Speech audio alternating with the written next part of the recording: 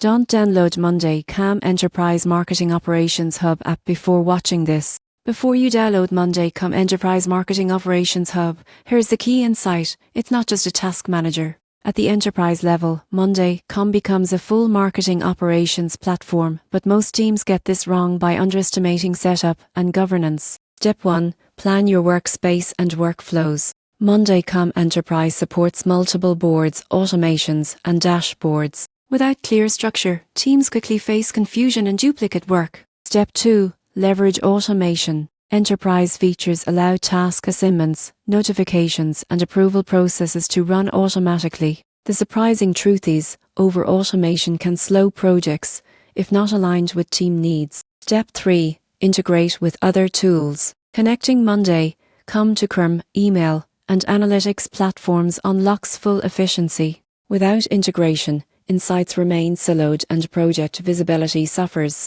Step 4. Train your team. Adoption is critical. Teams that understand templates, automations, and dashboards increase productivity, while those who skip training often misuse features. The upside?